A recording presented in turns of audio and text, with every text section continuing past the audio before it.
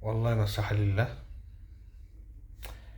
لما تيجي عاوز معلومة من حد أو عاوز طلب من حد، ما تخشش في طريق صعبانيات وتشتكي حالك الأول بعدين تخش في موضوعك.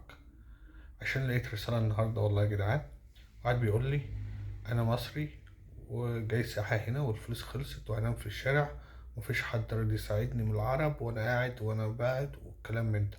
قلت له يا عم أنت هتنام في الشارع ليه؟ تعالى اقعد معايا، المكان كويس وفي سرير ليك، أكلك شربك نومك، سجايرك لو بتشرب سجاير عندي. قال لي لا مش عاوز اتقل عليك وانت عمده وما اعرفش. قلت له يا عم انا مش عاوز مدح، انا ما بحبش المدح. تمام. انا لما بعمل لله، سواء انت تستاهل او لا. قال لي لا مش هينفع اجي وما اعرفش ايه. قلت له يا عم انت معكش فلوس، مش هينفع ليه؟ قال لي هو كده وما اعرفش ايه. قلت له طب انت عاوز ايه دلوقتي؟ قال لي انا عاوز اروح امريكا. قلت له انت ما ازاي معكش فلوس وعاوز تروح امريكا؟ ولا ايه؟ قلت له اولا الطريق هيكلفك 7 8 9 حسب المهرب، وانا ما بصفرش.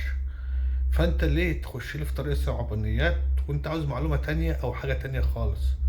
فبلاش يا جدعان كده. يعني الوقت اللي بنضيعه في الرغي، 1+1=2 على طول وش كده. فما تصدعناش بالله عليكم. فانا عمري ما هلاقي حد محتاج حاجة ومش هقف معاه، حتى لو هاجي على نفسي. فاللي عاوز حاجة يخش مباشر، انا 1 2 3 عاوز كذا، عندي معلومة هقولك، ما عنديش خلاص. تخشليش في طريق الصعبانيات وهنام في الشارع ومعيش فلوس. قلت لك تعال، تقول لي لا مش هينفع. قلت له اشتغلات يا مصريين شوية، اشتغلات لا يا مصريين. سلام.